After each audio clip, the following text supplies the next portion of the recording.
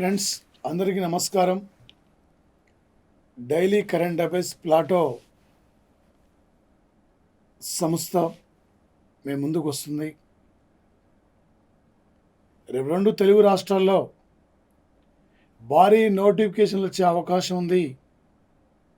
October, నవంబర్లో ఏ మూమెంట్లో notification వచ్చినా కూడా మరి సిద్ధంగా ఉండే విధంగా ఈ కరెంట్ అఫైర్స్ మీకు అందిస్తున్నాం. ప్రతి పోటీ పరీక్షల్లో 1 ఇయర్ బ్యాక్గ్రౌండ్ కరెంట్ అఫైర్స్ మనకు టోటల్ ఎన్నపై ఎగ్జామ్ 35 డేస్ ముందు వరకు ఉన్న కరెంట్ అఫైర్స్ మనకు ఈజీగా అడుగుతాడు. కాబట్టి లాక్డౌన్ దృష్టిలో పెట్టుకొని, ఈ కరోనా యొక్క మమ్మూరిని దృష్టిలో పెట్టుకొని ఈ 2 రాష్ట్రాల్లో నిరుపేద విద్యార్థులకి ప్రతి ఒక్కరి కూడా ఈ ఉచిత డైలీ కరెంట్ అఫైర్స్ను మీకు అందించాలనే లక్ష్యంతోనే ప్లాటో సంస్థ మీ ముందుకు నా ద్వారా వస్తుంది. సార్, టుడే 2020 సంవత్సరం ఆగస్టు 2వ తేదీ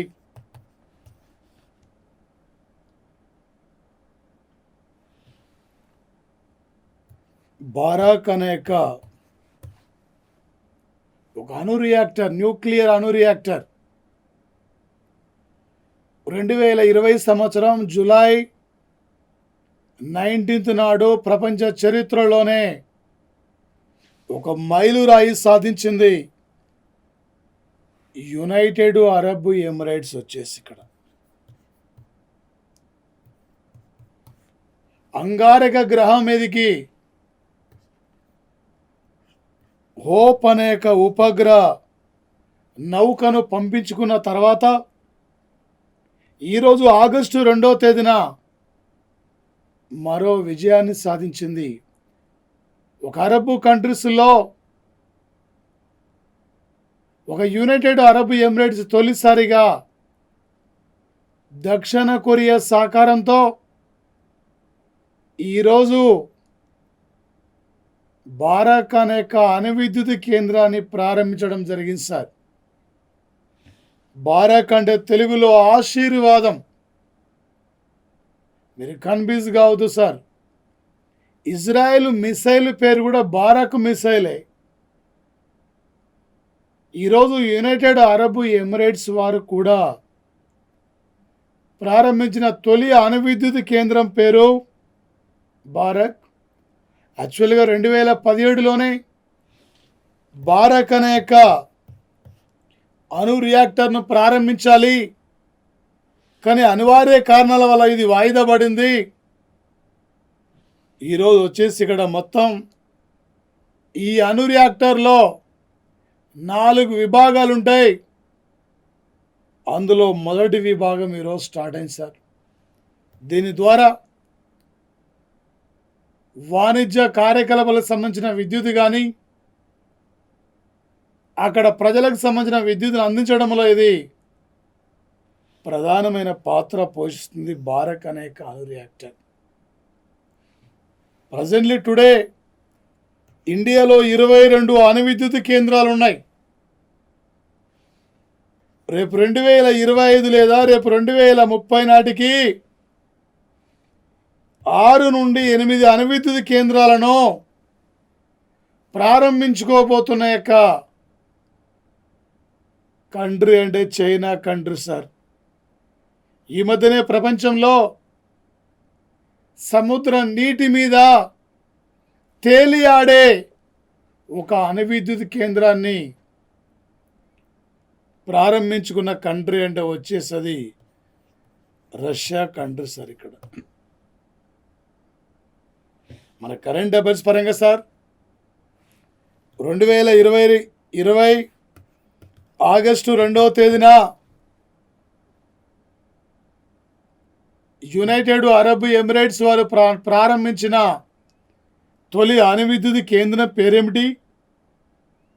ఈ అణువిద్యుత్ కేంద్రానికి ఏమని పేరు పెట్టారు? ఈ అణువిద్యుత్ కేంద్రాన్ని ఏ దేశ సహకారంతో నిర్మించారు? ఈ టైపులో అడుగుతాడు సార్. ఈ మధ్యన లేటెస్ట్ బిట్టు అంగారక గ్రహంపై ఉపగ్రహాన్ని విజయవంతంగా పంపించుకుంది. రేపు 2023 నాటికి చంద్రమండలం మీద కూడా ఉపగ్రహాన్ని పంపాలని అలా ఆలోచిస్తుంది యునైటెడ్ అరబ్ ఎమిరేట్స్ సార్. వచ్చేసి ఇక్కడ అబుదాబి దగ్గరలో బారాక్ అనేక న్యూక్లియర్ పవర్ ప్లాంట్ను ఈరోజు ప్రారంభించడం జరిగింది సార్.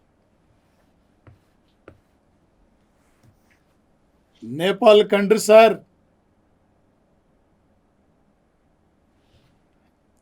1816లో జరిగిన యొక్క సుగాలి ఒప్పందాన్ని ఈ సుగాలి ఒప్పందానికి గాలికి వదిలేసి చైనా వాళ్ళ యొక్క మాటలు పట్టుకొని ఈరోజు మన ఉత్తరాఖండ్ మన యొక్క సరిహద్దులో ఉన్న ప్రాంతాలు కాలపాని, లీపులేకు, లీపి ఆంధ్ర ఈ 3 ప్రాంతాలు మాకు సంబంధించినవని చెప్పి 2020 జూన్ 13 నాడు నేపాల్ క్యాబినెట్ ఆమోదిస్తే ఈరోజు 2020 ఆగస్టు 2వ తేదీ నాడు నేపాల్ ప్రభుత్వం ఈ 3 ప్రాంతాల కలుపుకొని కొన్ని మ్యాప్స్ను రూపొందించింది. ఆ మ్యాప్స్ను వివిధ దేశాలకు పంపిణీ చేసింది. ఐక్యరాజ్య సమితి కూడా పంపించింది. ఇదిగో మా భూభాగం, కొత్త భూభాగం, ఈ ప్రాంతాలు మాయే, ఇండియా కావాలని మా పైన రాద్ధాంతం చేస్తుందని చెప్పి చూపించడానికి ఈరోజు నేపాల్ ప్రభుత్వం ఆ విధంగా బరి తెగించిన యొక్క పరిస్థితి సార్. వచ్చేసి ఇది టుడే కరెంట్ అఫైర్స్ పరంగా సార్ ఈ క్రింది వారంలో భారత్ నేపాల్ మధ్య వివాదాస్పదమైన ప్రాంతాలు ఏంటివి? ఈ మధ్యన ఐక్యరాజ్య సమితికి ఏ దేశం నూతన భౌగోళిక పటాన్ని పంపించింది? ఈ టైపులో రేపు అడగబోతున్న బిట్లు ఉంటాయి సార్ కాంపిటేటివ్లో. మరి ముఖ్యంగా sir very very important sir, 2020 సంవత్సరము మేలో అమెరికా అంతరిక్ష సంస్థ అయిన నాసా అక్కడ ఫ్లోరిడో అంతరిక్ష కేంద్రం నుండి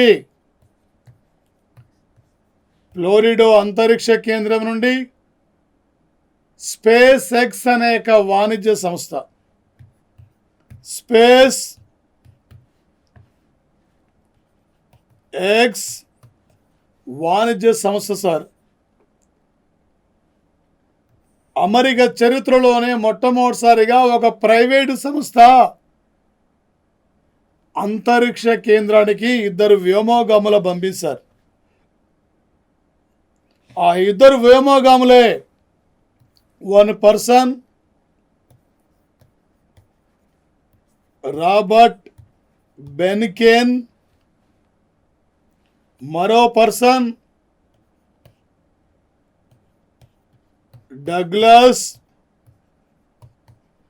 ఆర్లే. ఈ డగ్లస్ ఆర్లే, రాబర్ట్ బెన్కెన్ వీళ్ళిద్దరు కూడా సార్ ఈరోజు ఫ్లోరిడో అంతరిక్ష కేంద్రానికి రావాలి. కానీ విపరీతమైన కరోనా వైరస్ ప్రభావం వలన 45 ఏండ్ల తర్వాత ఇద్దరు, అంటే అమెరికా చరిత్రలో, అమెరికా యొక్క నాసా సంస్థ చరిత్రలోనే 45 ఏండ్ల తర్వాత వీరిద్దరు కూడా వచ్చేసి ఫ్లోరిడో అంతరిక్ష కేంద్రానికి ల్యాండ్ కాకుండా సముద్రం మీద ల్యాండ్ కాబోతున్న సంఘటన సార్. సముద్రం మీద ల్యాండ్ అయి ఈరోజు చేరుకోబోతున్న సంఘటన సార్. ఇలాంటి సంఘటన 1975లో అపోలో అపోలో నౌక ఉపగ్రహ నౌక భూమికి తిరిగి వస్తున్న సందర్భంలో అప్పట్లో ఫ్లోరిడో అంతరిక్ష కేంద్రం చుట్టుపక్కల భయంకరమైన వర్షపాతం. అలా మొట్టమొదటిసారి వీళ్ళు సముద్రంలో అప్పుడు ల్యాండ్ కావడం జరిగింది. ఆ తర్వాత అలాంటి సంఘటన మళ్ళీ 45 ఏండ్ల తర్వాత మళ్ళీ ఇద్దరు వ్యోమోగములు అంతరిక్ష కేంద్రం నుండి నేరుగా వీళ్ళు సముద్రం మీద ల్యాండ్ అవుతున్న సంఘటన సార్. కరెంట్ అఫైర్స్ పరంగా అడుగుతాడు సార్. ఈ మధ్యనే ఏ దేశం యొక్క వ్యోమోగములు అంతరిక్ష కేంద్రంలో ల్యాండ్ కాకుండా సముద్రం మీద ల్యాండ్ అయిన యొక్క వ్యోమోగముల పేరేమిటి? 45 ఏండ్ల తర్వాత ఈ మధ్యనే సముద్రంలో ల్యాండ్ ఆగస్టు 2వ తేదీన సముద్ర ఉపరితలం మీద ల్యాండ్ అయిన యొక్క అమెరికా వ్యోమోగముల పేరేమిటి? ఈ టైపులో లేటెస్ట్ కరెంట్ అఫైర్స్ పరంగా మనకు అడిగే అవకాశం ఉంటుంది సార్. ఇది లేటెస్ట్ సైన్స్ అండ్ టెక్నాలజీ పరంగా బిట్ ఇంపార్టెంట్ సార్. మరొకటి సార్ వచ్చేసి ఇక్కడ లేటెస్ట్ కరెంటు జాగ్రఫీ సార్. మంచు చిరుతలు. ఈ మంచు చిరుత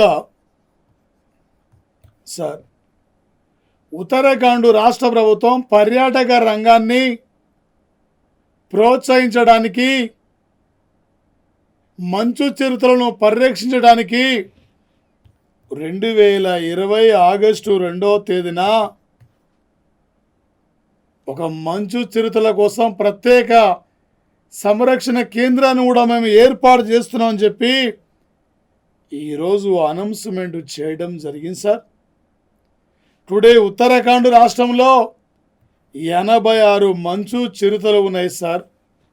ఇది పర్యాటక రంగాన్ని ప్రోత్సహించే విధంగా ఇక్కడ శీతాకాల మూమెంట్ కాబట్టి ఇక్కడ ఎక్కువ చలి ప్రాంతం కాబట్టి అందుకే ఇక్కడ మంచు చిరుతల యొక్క వన్యమృగ సంరక్షణ కేంద్రం కూడా దేశంలో తొలిసారిగా ఇక్కడ ఈరోజు ఉత్తరాఖండ్ స్టేట్లో ప్రారంభమైన సంఘటన సార్. ఇదే ఉత్తరాఖండ్లో ఇండియాలో తొలి వన్యమృగ సంరక్షణ కేంద్రం ఒక వేటగాడి పేరు మీద నిర్మించిన వన్యమృగ సంరక్షణ కేంద్రం జిమ్మీ కార్బెట్. ఈ జిమ్మీ కార్బెట్ యొక్క నేషనల్ పార్క్ కూడా ఇక్కడే ఉన్నది సార్. ఇది పులులకు ప్రసిద్ధిగాంచింది. ఇండియాలో అత్యధికంగా పులులు కలిగిన యొక్క సంరక్షణ కేంద్రం కూడా సార్ వచ్చేసింది. కరెంట్ అఫైర్స్ పరంగా నేషనల్ లెవెల్ కరెంట్ అఫైర్స్ పరంగా దేశంలో తొలిసారిగా మంచు చిరుతల వన్యమృగ సంరక్షణ కేంద్రాన్ని ఏ రాష్ట్రంలో ఏర్పాటు చేశారు లేదా ఏ రాష్ట్రంలో ప్రారంభించారు ఈ టైపులో అడగబోతున్న బిట్టు ఉంటుంది సార్. ఇక్కడి నుంచి మరొకటి సార్ టుడే మహాత్మా గాంధీ 2019 2018లో మహాత్మా గాంధీ యొక్క 150 సంవత్సరాల యొక్క జన్మదిన వేడుకల్ని ప్రపంచంలో అనేక దేశాలు కూడా నిర్వహించడం జరిగింది. ఐక్యరాజ్య సమితి కూడా మహాత్మా గాంధీ యొక్క జన్మదిన వేడుకలను అధికారికంగా నిర్వహించింది. 2007 నుండి ఐక్యరాజ్య సమితి అక్టోబర్ 2వ తేదీని అంతర్జాతీయ అహింస రోజుగా ఒక అంతర్జాతీయ అహింస రోజుగా ప్రకటించడం జరిగింది సార్. వచ్చేసి టుడే ఇంపార్టెంట్ సార్ 2020 సంవత్సరం ఆగస్టు 2వ తేదీన ఇంగ్లాండు ఆర్థిక మంత్రి మన ఎన్ఆర్ఐ పర్సన్ మన భారత సంతతికి చెందిన వ్యక్తి ఇన్ఫోసిస్ సంస్థ యొక్క వ్యవస్థాపకుడైన నారాయణమూర్తి, ఆ నారాయణమూర్తి యొక్క అల్లుడే ఋషి సునాక్.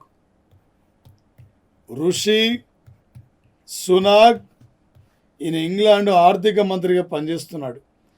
ఈయన ఈరోజు ఒక మాట అనౌన్స్మెంట్ చేయడం జరిగింది. మహాత్మా గాంధీ పేరు మీద ఇంగ్లాండ్ ప్రభుత్వము ప్రత్యేకమైన వచ్చేసి ఇక్కడ ఒక నాణాన్ని కూడా రేపు విడుదల చేయబోతున్నాం అని చెప్పి ఈరోజు అనౌన్స్మెంట్ చేయడం జరిగింది సార్. మహాత్మా గాంధీ నల్ల జాతి యొక్క హక్కుల కోసం, మానవ హక్కుల సంరక్షణ కోసం, ప్రపంచ మానవాళి యొక్క అభివృద్ధి కోసం అహింస పద్ధతుల ద్వారా ముందుకు పోయిన వ్యక్తి ఈయన. ఈనాటి యొక్క యువతకి, ఈనాటి సమాజానికి ఆదర్శంగా ఇతను ఉండాలనే, ఆదర్శంగా తీసుకోవాలనే యొక్క లక్ష్యంతోనే ఈ నాణ్యం కూడా త్వరలో విడుదల చేస్తామని చెప్పి టుడే బ్రిటన్ ప్రభుత్వం అనౌన్స్మెంట్ చేయడం జరిగింది సార్. ఈరోజు బ్రిటన్ సైన్స్ సంస్థలో చైర్మన్గా పనిచేస్తున్న భారతీయుడు వెంకట్రామన్ రామకృష్ణ ఇండియనే ఇలా బ్రిటన్లో పార్లమెంట్లో 25 మంది ప్రవాస భారతీయులే లోక్సభ సభ్యులుగా కొనసాగుతున్న సంఘటన సార్ బ్రిటన్ కంట్రీలో వచ్చేసి. ముఖ్యంగా సార్ ప్రధానంగా ఇక్కడ యాపిల్ కంప్యూటర్ 2020 సంవత్సరం ఆగస్టు 2వ తేదీన యాపిల్ సంస్థ చైనాకు చెందిన 29,800 యాప్స్ ఉన్నాయి. మాకు తెలియకుండానే యాప్స్ను వీళ్ళు అక్కడ మా యాపిల్ సంస్థలో పెట్టారు. అందుకే ఈరోజు 29,800 యొక్క యాప్స్ను కూడా, చైనా సంబంధించిన యాప్స్ను కూడా ఈరోజు నిషేధించడం జరిగింది సార్. ఒక యాపిల్ కంప్యూటర్ వ్యవస్థాపకుడు Steve jobs sir Apple computer వ్యవస్థాపకుడు. ఒక యాపిల్ కంప్యూటర్ ఈ 2020 సంవత్సరానికి ప్రపంచంలోనే అత్యంత విలువైన సంస్థగా ఈ మధ్య అనౌన్స్మెంట్ కూడా చేయడం జరిగింది సార్. యాపిల్ సంస్థ ఆల్రెడీ ఈరోజు చైనాకి సంబంధించిన టిక్ టాక్ను నిషేధిస్తామని చెప్పి డొనాల్డ్ ట్రంపే చెప్పడం జరిగింది. Britain, Australia, Canada, Pakistan already ఇండియాలో నిషేధించారు. ఈ దేశాలు కూడా టిక్ టాక్ యాప్ను కూడా నిషేధించబోతున్నాయి సార్ త్వరలో.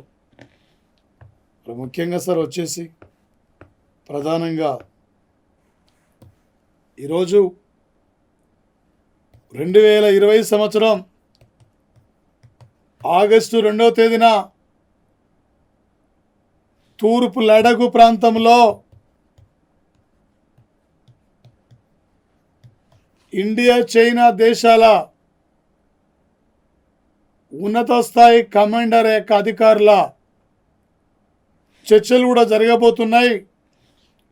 2020 సంవత్సరం ఆగస్టు 15 నాడు గాల్వాన్ లోయ ఘటన. ఈ గాల్వాన్ లోయ ప్రాంతంలో దాదాపు 20 మంది జవాన్లను మనం కోల్పోయాం. అందులో మన కల్నాల్ సంతోష్ బాబు కూడా ఉన్నారు, మన తెలుగు రాష్ట్రాల నుండి.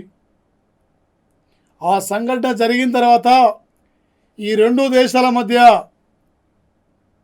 సైనికుల మధ్య ఉద్రిక్తమైన పరిస్థితులు కొనసాగుతున్నాయి. చైనా ఒకవైపు చర్చలు అంటుంది, మరొకవైపు చైనా అక్కడ బార్డర్లో సైన్యాలు పంపిస్తుంది. ఇలాంటి పరిస్థితుల్లో ఇరు దేశాలకు సంబంధించిన యొక్క సైన్యాల్ని వెనకకు పిలిపించే విధంగా, ఇరు దేశాల మధ్య సమన్వయాన్ని, శాంతిని పాటించే విధంగా ఈరోజు చర్చలు కూడా జరుగుతున్నాయి. ఇప్పటివరకు అనేక సందర్భంలో చర్చలు జరిగాయి.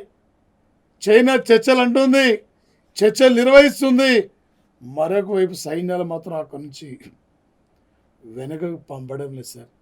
ఇది జరుగుతున్న యొక్క సంఘటన సార్ వచ్చేసి. మరొకటి సార్ ప్రధానంగా చూడే ఇక్కడ ఏంటి సార్ అండి ప్రాంతం ఇది?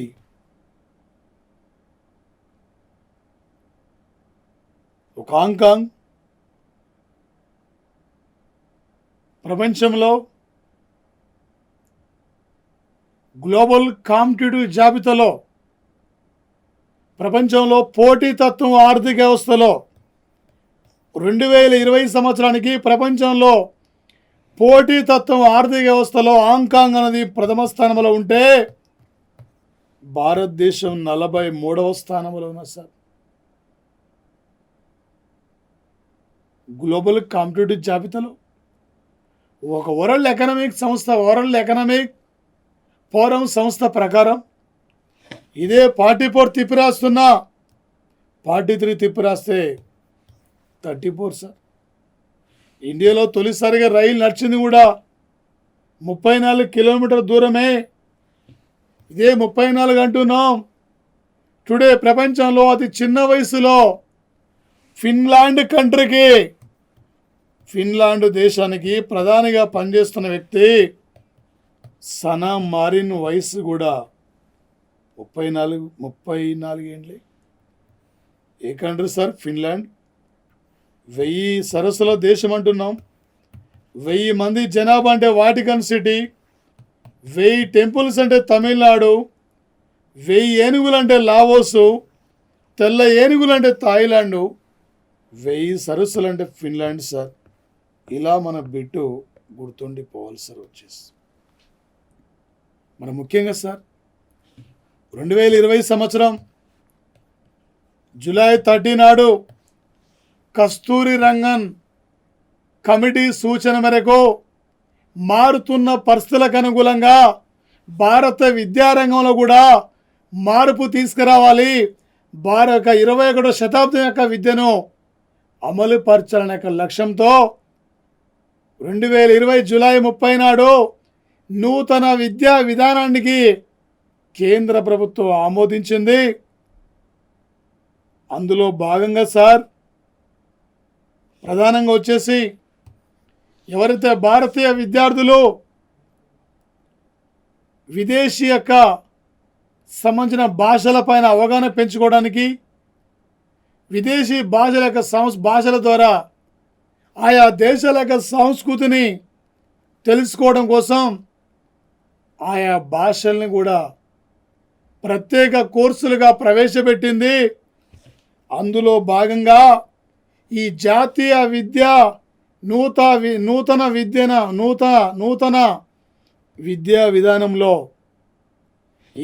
విద్యా విధానంలో చైనాకు సంబంధించిన యొక్క అధికార భాష అయిన చైనీస్ మాండరిన్ను మేము ప్రత్యేకమైన కోర్సుగా అంగీకరించమని చెప్పి అలా భారత ప్రభుత్వం ఒక నిర్ణయానికి రావడం జరిగింది సార్. అదేవిధంగా ప్రజెంట్లీ జాతీయ విద్యా విధానంలో విదేశీ కోర్సులు నేర్చుకోవడానికి ఫ్రెంచి లాంగ్వేజ్ ఒకటి, Spanish, Russian, Thailand, Japan, Germany, ఈ కోర్సులు కూడా ఈ యొక్క భాషలను కూడా ఒక ప్రత్యేకమైన కోర్సులుగా విద్యార్థులు తీసుకోవడానికి, ఆసక్తి కలిగిన విద్యార్థులు చదవడానికి అవకాశాన్ని కూడా కల్పించడం జరిగింది. కరెంట్ అఫైర్స్ పరంగా సార్ ఈ క్రింది వల్ల ఈ మధ్యన భారత ప్రభుత్వం నూతన జాతీయ విద్యా విధానంలో ఏ భాషను గుర్తించలేదు, ఏ భాషను ప్రత్యేక కోర్సుగా అనుమతి ఇవ్వలేదు. ప్రజెంట్లీ భారత ప్రభుత్వం ఏ భాషలని ప్రత్యేకమైన కోర్సులుగా అనుమతి ఇచ్చింది. ఈ టైప్లో రేపు ఎగ్జామ్లో అడగబోతున్న బిట్లు ఉన్నాయి సార్. ఇక్కడి నుంచి వచ్చేసి ఇది సార్ లేటెస్ట్ కరెంట్ అఫైర్స్ పరంగా అడగబోతున్న బిట్ సార్. మరి ముఖ్యంగా సార్, చిన్నతనంలోనే ఒక పైలట్ కావాలనే ఒక లక్ష్యంతో 5 ఏళ్ల వయసులో ఉన్నప్పుడే కోరిక కలిగింది. తండ్రి కూడా ఆర్మీలో పనిచేశాడు, బ్రదర్ కూడా ఆర్మీలో పనిచేశాడు. అలాంటి పరిస్థితుల్లో ఢిల్లీలో చదువు పూర్తయిన తర్వాత సైన్యంలో చేరి భారత ప్రభుత్వం 1994లో 25 మంది మహిళల్ని వైమానిక దళములోకి తీసుకుంటే అందులో కార్గిల్ యుద్ధంలో విరోచితంగా పోరాడిన వ్యక్తి, కార్గిల్ యుద్ధంలో విజయ పతాకాన్ని ఎగరవేయడంలో శత్రు పైన విజయం సాధించడంలో ప్రధానమైన వ్యక్తిమే గుంజాన్ సక్సేనా. ఈ గుంజాన్ సక్సేనా ఈ మధ్యకాలంలో రిటైర్డ్ అయిపోయింది. ప్రభుత్వం వైమానిక దళంలో పైలట్గా ఉన్నప్పుడు ప్రత్యేకంగా చింత లేదా చీతా అనే ఒక హెలికాప్టర్ని కూడా ఈమె కేటాయించారు. ఈ హెలికాప్టర్ దాదాపు వచ్చేసి అక్కడ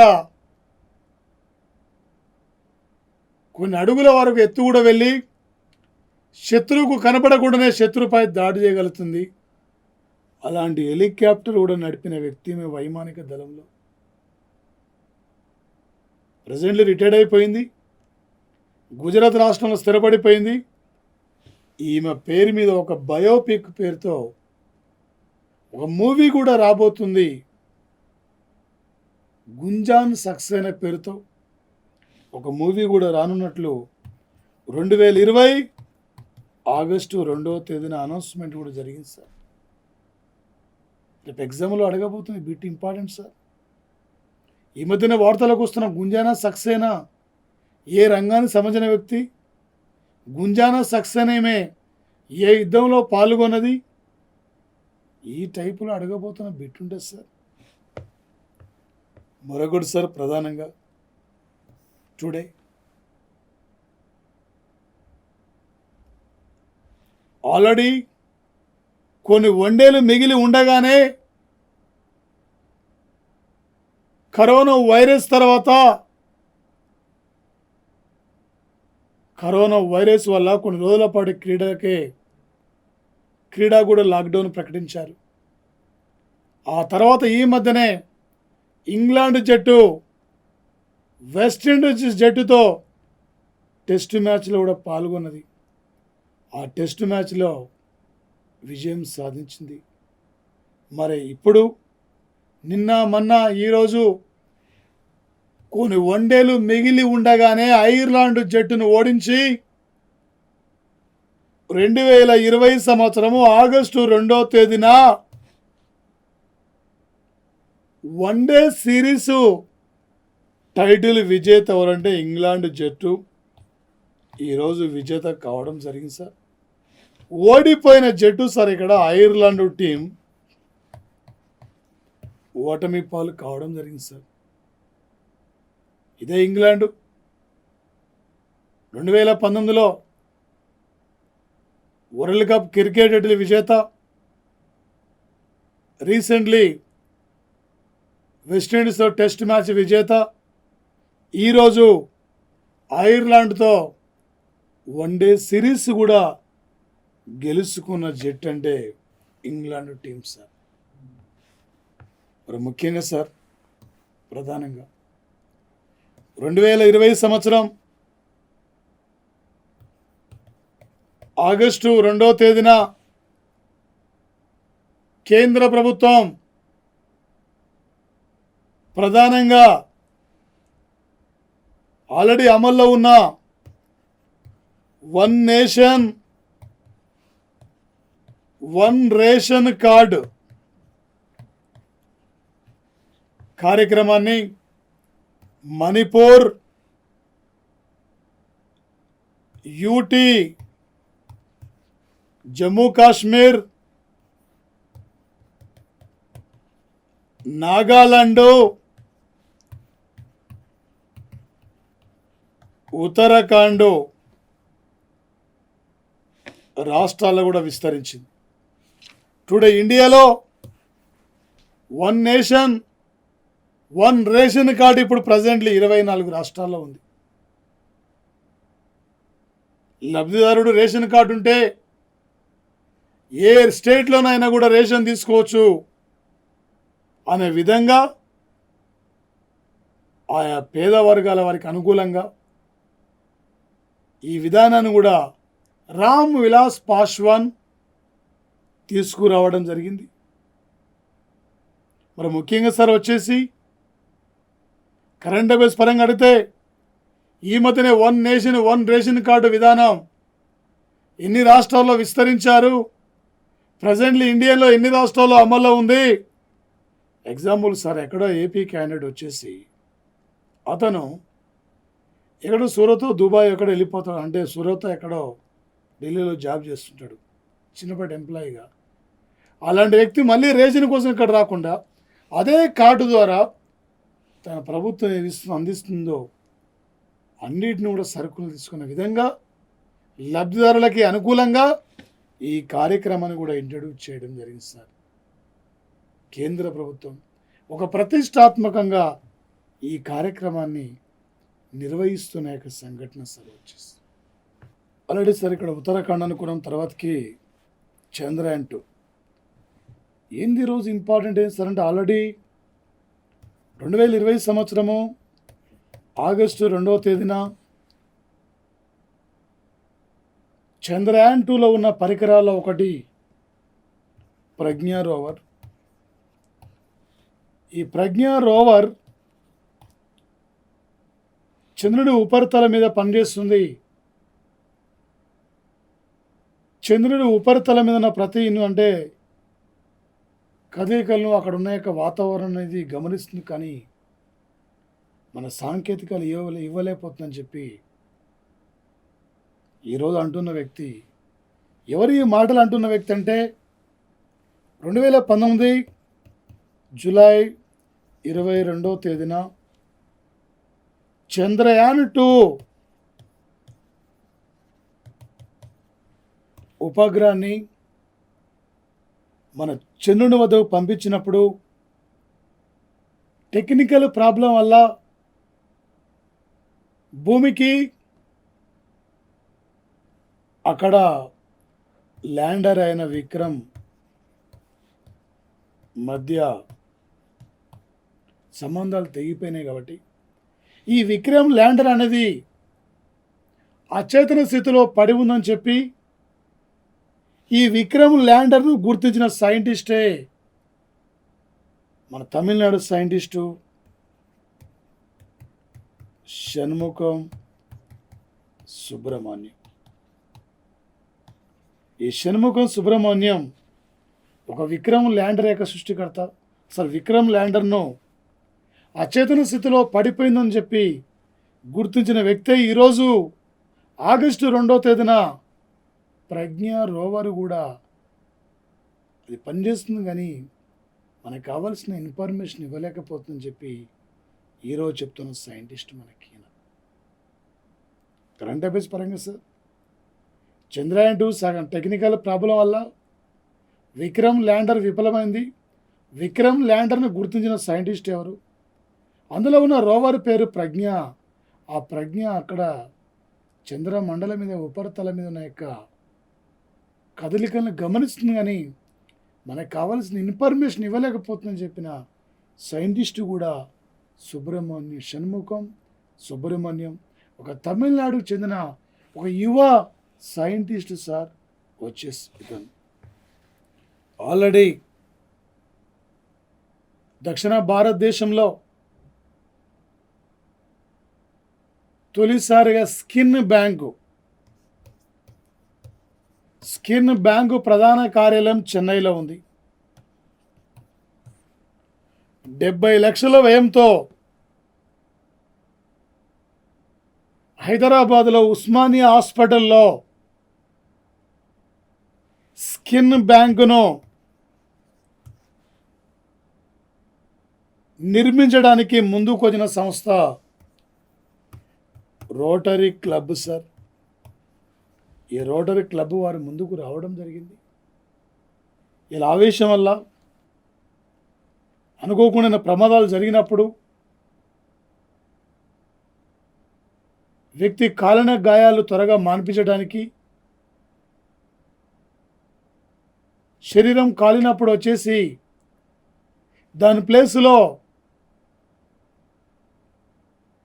వేరే వాళ్ళ స్కిన్ ఇక్కడ అమర్చే విధంగా, దీని ద్వారా త్వరితంగా వాళ్ళకున్న యొక్క త్వరితగతిన వైద్య సేవలు అందించాలనే యొక్క లక్ష్యంతోనే ఈరోజు ఉస్మానియా హాస్పిటల్లో మేము స్కిన్ బ్యాంకును ఏర్పాటు చేస్తామని చెప్పి ముందుకు వచ్చిన సంస్థనే రోటరీ క్లబ్ అనే సంస్థ. దేశంలో డిఎన్ఏ ఫింగర్ ప్రింట్ హైదరాబాద్లో ఉంది, డిఎన్ఏ బ్యాంకులు లక్నో, పూణేలో ఉన్నాయి. స్కిన్ బ్యాంకు ఇండియాలో తొలిసారిగా చెన్నైలో, తర్వాత హైదరాబాద్లో ఉస్మానియా హాస్పిటల్లో త్వరలో ఏర్పాటు కాబోతున్న యొక్క సంఘటన సార్. ప్రపంచంలో తొలిసారిగా యూరిన్ బ్యాంకు, మూత్ర బ్యాంకు ఆస్ట్రేలియా ఖండంలో ప్రారంభించారు. ఇండియాలో తొలి యూరిన్ బ్యాంక్ ఇది చెన్నై నగరంలో ప్రారంభించారు సార్. ఈరోజు నేపాల్ కంట్రీ 2020 ఆగస్టు 2వ తేదీన భారీ వర్షాల వల్ల ఇలా దిగువనున్న ప్రాంతం మనది నేపాల్ 3 బ్యారేజీలు తెరవడం వల్ల, 3 బ్యారేజీలని ఓపెన్ చేయడం వల్ల దిగువ ప్రాంతాలకు నీళ్లు మొత్తం వచ్చి ఉత్తరాఖండ్, యూపీలో 161 గ్రామాలు అలా ముంపుకు గురైన సంఘటన సార్ వచ్చేసి. మరి ఈ యొక్క దిగువ ప్రాంతాలు ఈరోజు ముంపుకు గురై కొద్దిమంది కూడా మరణించిన సంఘటన సార్ టుడే వచ్చేసి ఇక్కడ సార్. 2018కి దక్షిణ భారతదేశంలో అతిపెద్ద నౌకా నిర్మాణ కేంద్రమైన విశాఖలో హిందుస్థాన్ షిప్ యార్డ్ను నిర్మించి 50 ఏండ్లు కూడా కంప్లీట్ కావడం జరిగింది. అలాంటి విశాఖ హిందుస్థాన్ షిప్ యార్డ్లో ప్రమాదం జరిగింది. ఇప్పటివరకు 11 మంది చనిపోయారు. ఆ మృతులకు రాష్ట్ర ప్రభుత్వం ఆర్థికంగా సహకారం కూడా ప్రకటించింది సార్. ఈ మధ్యన ఏ నౌకా నిర్మాణంలో ఒక క్రేన్ పడి భారీ ప్రమాదం జరిగిందంటే విశాఖలో హిందుస్థాన్ షిప్ యార్డ్ సార్. ఈ భారతదేశంలో అతిపెద్ద నౌకా నిర్మాణ కేంద్రం అంటే ముంబైలో మజ్గావ్ డాక్, ఒక సౌత్ ఇండియాలో అతిపెద్దదంటే విశాఖలో హిందుస్థాన్ షిప్ యార్డ్ సార్. ఒక నవరత్న హోదా కూడా లభించింది సార్. ఈ విశాఖ ఓడరేవు నుండే జపాన్కు ఇనుము కూడా మనం ఇక్కడ నుంచే ఎగుమతి చేస్తున్న యొక్క సంఘటన సార్ ఇక్కడ నుంచి. Okay sir, thank you. రాబోతున్న నోటిఫికేషన్ దృష్టిలో పెట్టుకొని ఒక ప్లాన్ పరంగా ప్రిపేర్ కాండి. Half an hour geography, half an hour history, half an hour economics ఇలాగా సార్ 3 days జాగ్రఫీ చదవండి. దానిపైన పీవీఎస్ పబ్లిక్ సర్వీస్ కమిషన్ యొక్క పేపర్స్ మీరు ప్రాక్టీస్ చేయండి.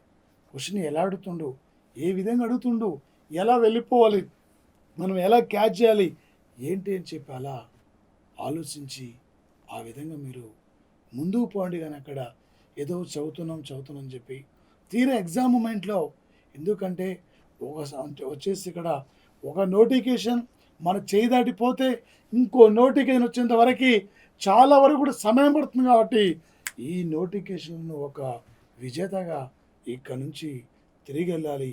ఈ నోటిఫికేషన్లో ఒక విజేతగా ఒక ముందుకెళ్ళిపోయే విధంగా మీరు ప్రిపేర్ కాండి. ఆ విధంగా మీరు ప్రిపరేషన్ అక్కడ కొనసాగించండి. అర్ధరాత్రి ఎగ్జామ్ జరిగినా కూడా టాప్ స్థాయిలో ఉండాలి. అక్కడ నీ టార్గెట్ హెవీ స్కోర్ పెట్టుకోవాలి. ఆ లెవెల్లో నీ టార్గెట్ ఉండాలి అక్కడ. ఆ విధంగా నువ్వు ప్రిపరేషన్తో ముందుకు పోయి ఒక విజేతగా నిలబడాలి తప్ప మళ్ళీ వెనకని చేయొద్దు, మళ్ళీ పుస్తకాలు పట్టుకొని తిరగొద్దు. ఈ నోటిఫికేషన్ నీకు అక్కడ చివరిది కావాలి, ఈ నోటిఫికేషన్లో ఒక విజేతగా ముందుకెళ్ళాలి. ఏ నోటిఫికేషన్ పడ్డ జాబ్ ఇది ఉండాలి. ఆ లెవెల్లో ముందుకెళ్ళి సార్ ఈజీగా మీరు కొట్టగలుగుతారు, ఈజీగా క్యాచ్ చేయగలుగుతారు. ఈ విధంగా మీరు అక్కడ కరెంట్ అఫైర్స్ని అక్కడ ప్రిపేర్ కాండి. టోటల్ ఎనఫ్ సార్ యొక్క క్లాసుల ద్వారా మీకు అందరూ కూడా వచ్చేసి okay. Thank you sir, all the best of luck. Thank you.